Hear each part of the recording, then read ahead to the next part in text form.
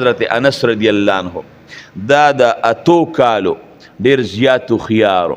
او د ام سلیم د رسول الله مبارک سره ډیره زیات مینه و. نو د ام سلیم په ابو طلحه باندې واده و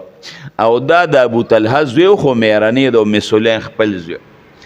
نو دا د خاوند ته وی سړیا وی زمنګ دا بچیو خيار دی او د دوړو جهانو د سردار مبارک خادم نشته دا خپل بچی رسول الله مبارک د خدمت لپاره ورنکو هغه ډیره خدمت د انس رضی الله عنه راوز دا تو کالو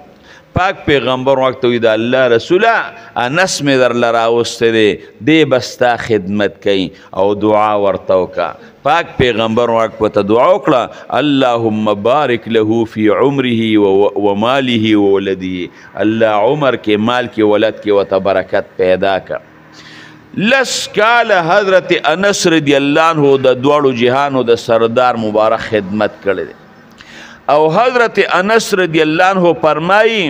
وی پدې لس کال کې چته د دوړو جهانو سردار مبارک زنیم رټلې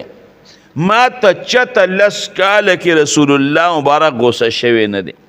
ته سوچ کچ یو ماشوم لس کال چا سره تیر کی آیا دې بروانه کوي که بنه کوي د دنه به پیاله او شی ماتی که بنه ماتیږي. وی لس کال مې د دوړو جهانو سردار مبارک سره تیر کړل خو په دې لسو کالو کې رسول الله مبارک چته زنیم رټلې.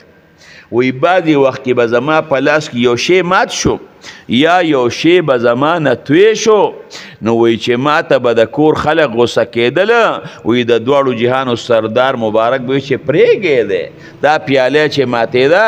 دا د الله له طرف نه اسم داسې مقرره وه دا به کېده دا شی چې د انس نه توی شو دا د الله له طرف نه اسم داسې مقرره وه داسې به کېده. ګوره د لس کاله تیر شو وخیمه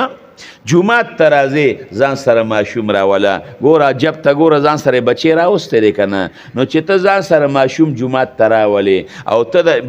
عالم تقریر اورې ستا هغه بچی به موري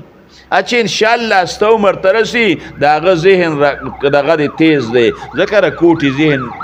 ښي هغه چې ستا عمر ته رسي انشاءالله د هغه نه به نیم عالم ختري